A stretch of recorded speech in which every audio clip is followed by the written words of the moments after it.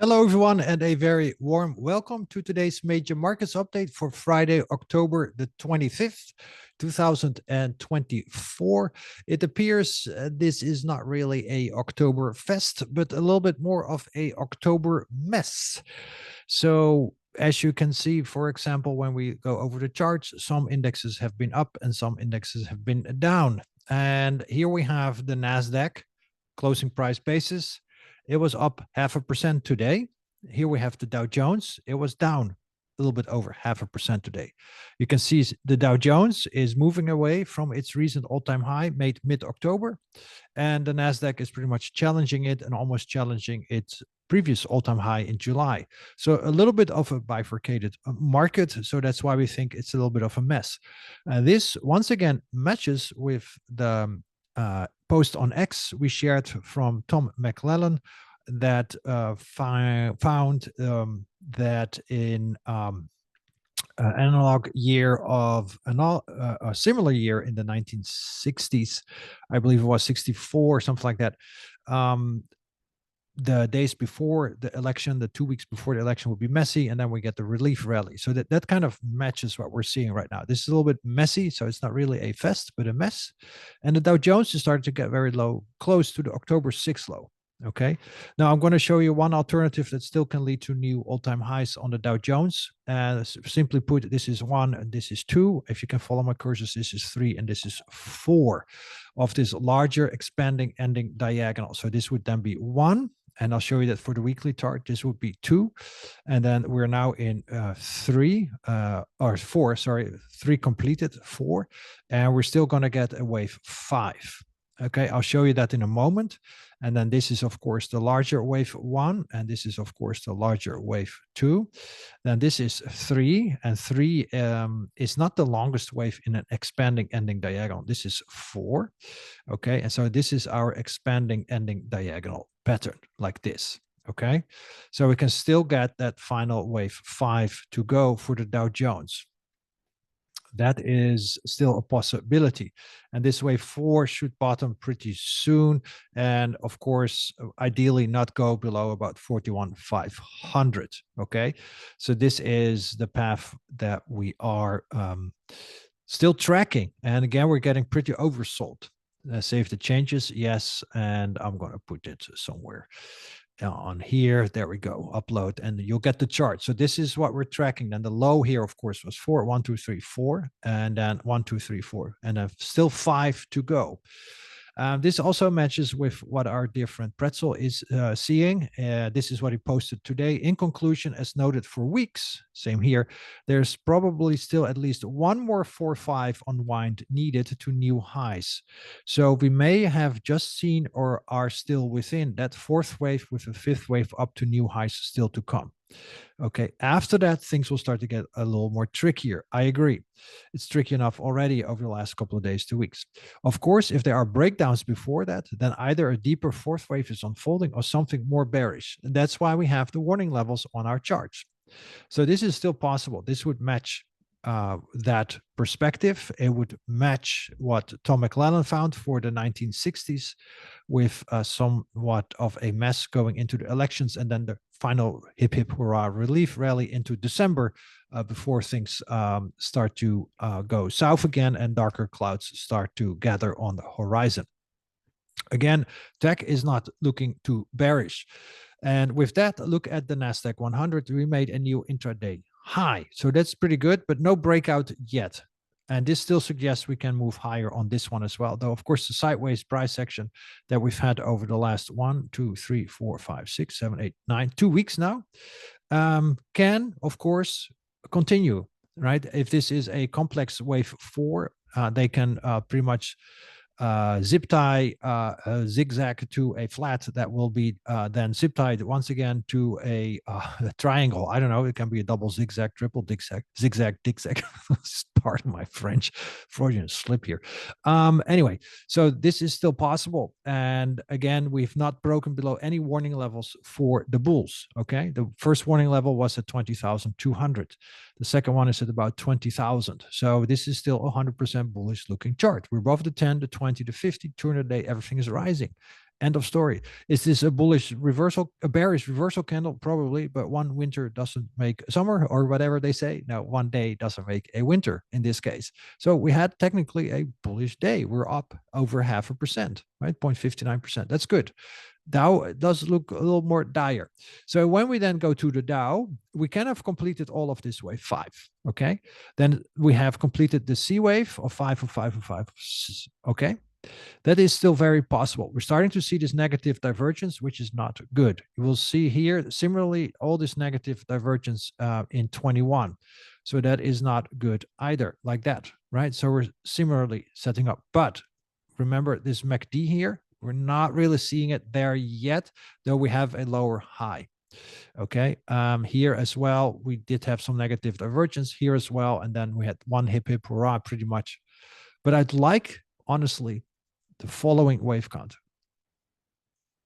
that we are in this wave 4, which needs to hold above that critical level, as I showed you, about 41,500, 41,600. Closing basis is about 41,600. And on a intra high or something, it's about 41,500, 600. Yeah, it's about 41,600 regardless. So we're going to get the wave 4, should hold somewhere here, and then we move higher. Note that, of course, we've broken below the first warning level and are approaching the second warning level. So again, nothing too bearish yet, other than a potential for a top.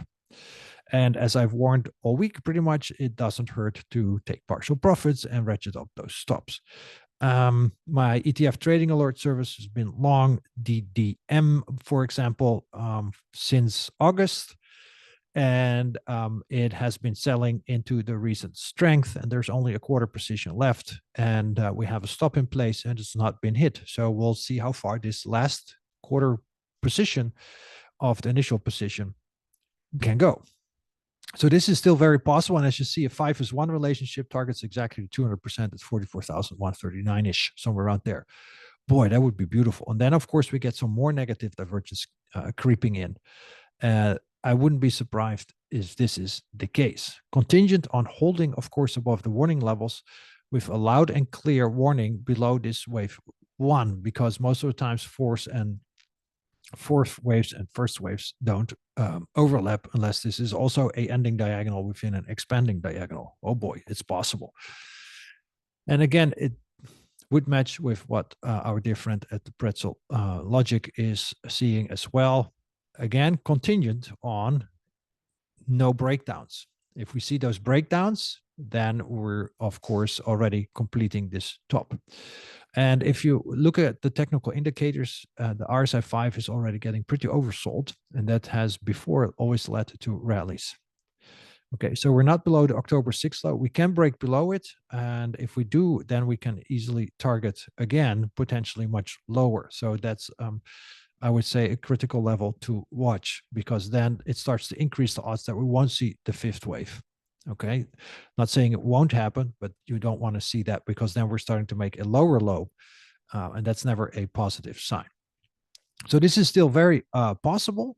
And again, if we just see a stab below the October 6th low with no close below it, it's fine. I really want to see closes below it, and below 41,500.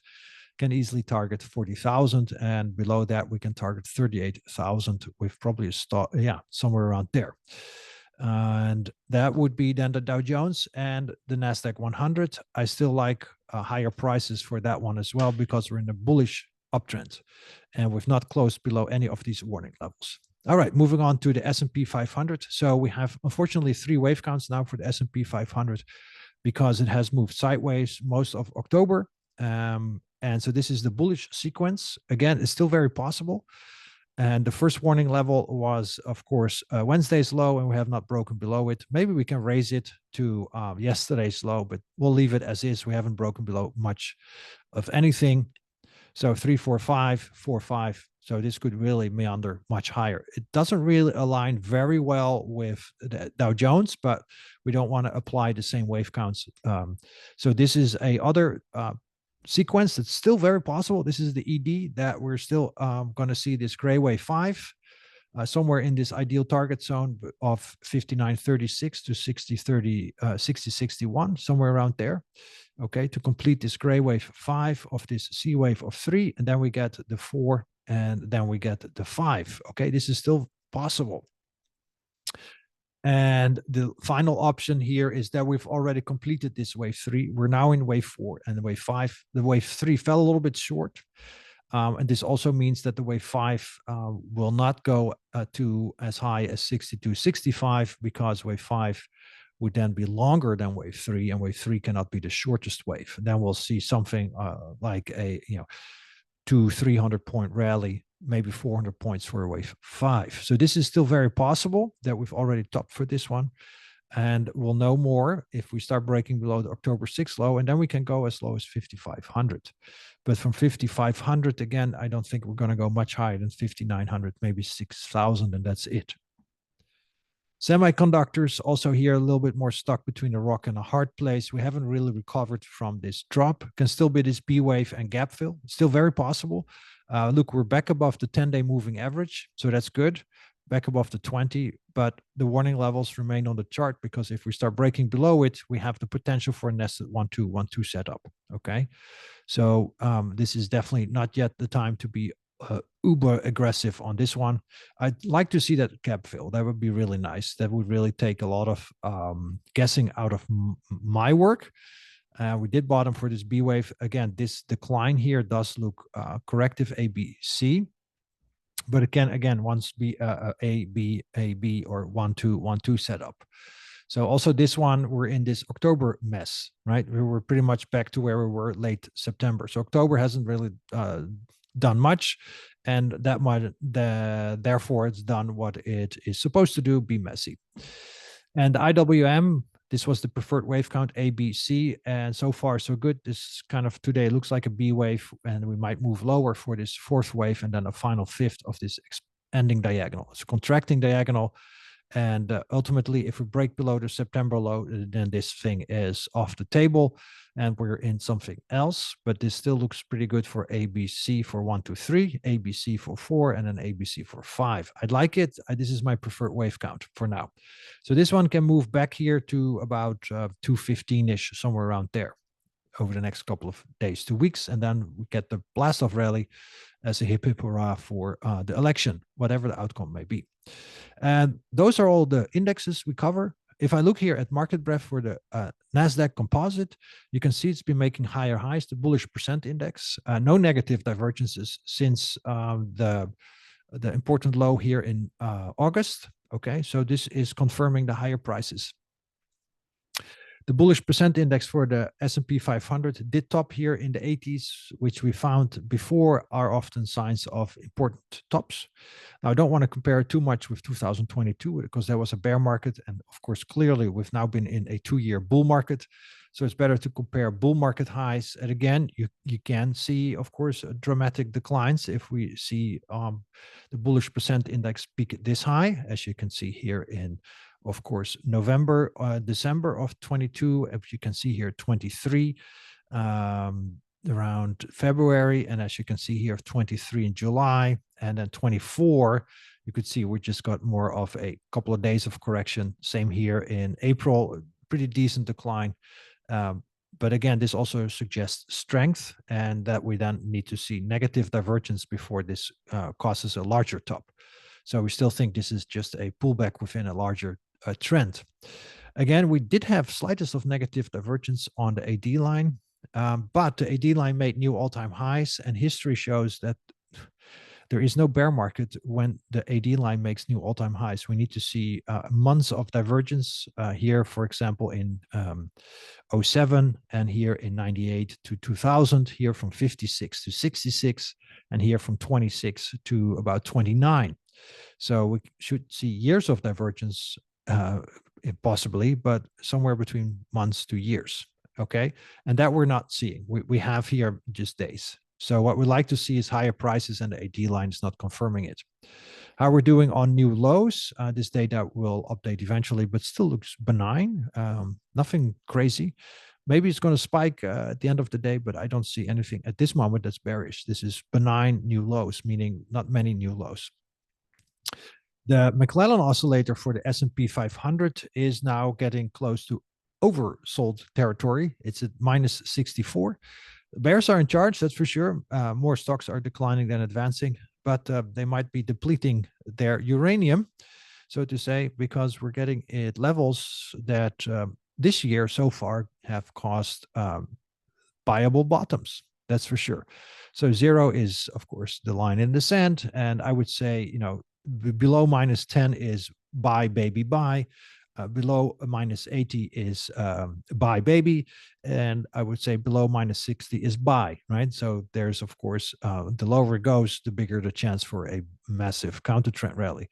And we can see that here as well. If we zoom out, all these instances here going all the way back to the beginning of the bull market in 2023, anything below 60 and especially below 80 are good buying opportunities, with the potential, of course, for a massive decline that has to have positive divergence before finally it kicks in.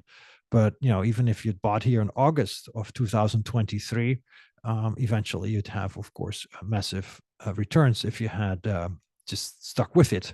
I can't recommend it, but if you'd stuck with it, it also shows that we don't have any signs of a bottom in place. And the lower this one goes, the summation index, the more likely we'll see a rally. Okay, so this one again is starting to reach good buy zones. We're already in the buy zone. I'd like to see below minus 80, especially below minus 100, because that means total seller exhaustion. As such, the summation index is still, of course, on a sell. So that one is not supporting higher prices either. Okay. So we have, again, some mess going on. The bullish percent index for the NASDAQ was pretty good. The bullish percent index for the S&P 500 is coming back down from very overbought conditions. McClellan oscillator, on the other hand, is starting to get very oversold. Summation index is, of course, lagging and remains on a sell. So you see it's a little bit of a mess. And I wanted to point out that oversold conditions, as you can see here, based on the RSI 14 of the summation index, often lead to very good buyable bottoms. That is, of course, in line with the McClellan oscillator. When that one gets very oversold, very negative, the summation index will get very oversold and very good, ripe for a return to positive territory. I always call this the ebb and flow of the market. When it's flowing, right, the flow is positive. The flooding, actually, it's ebb and flood. So it's the flow of the market. So when the market is flooding, it's flowing up. And when it's ebbing, it's flowing down. And eventually the ebb will turn into a flood. And eventually the flood will turn into ebb. So we just get the ebb, the swings, the tidal swings in the market, and the same here. And we're now getting oversold. But again, no sign of a reversal just yet. But this is also, again, starting to suggest that we're getting probably closer to a bottom than to a top, and that there is no potential for much more upside. How we're doing on the PMO, also this one adds, of course, to the mess. As you can see here, we're racing towards the bottom, towards the ideal bottom zone. We've had a sell signal earlier this week, and it's now at 7. If we get to 0 over the next few days, then again, we're starting to set up for an ideal buy signal. Okay, but again, it's not on a buy signal yet. So also this one adds to the mess. So in that sense, if you say, oh, I'm going to stay on the sidelines, I won't blame you.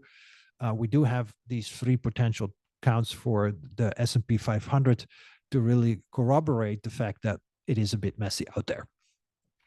But again, market breadth is not the ultimate decision maker. It should be price. And as I showed you for the NASDAQ100, price still 100% trending higher, despite even today's kind of ugly candle. It's still trending higher. But so we're setting up here for a potential ideal bottom once again. So that's currently negative, but looking forward, positive. How we're doing, big picture-wise, uptrend, still 100% uptrend. Okay, it hasn't budged at all. So it looks more like a correction within a larger uptrend, hasn't turned even down. Okay, nothing like we saw here in April, where things are starting to turn down. As you can see here in August and July, barely budged. So this is also supportive of still higher prices. This is, of course, not forward-looking, but it does tell us that the trend currently is still positive. And looking at sentiment, last but not least, 80% commitment of active money managers. Nothing too bullish or bearish. It's kind of neutral. How we're doing with AAII, this is the mom and pop individual investors. Well, average as average ever can be. The long-term average is, I believe, let's see here, where is it?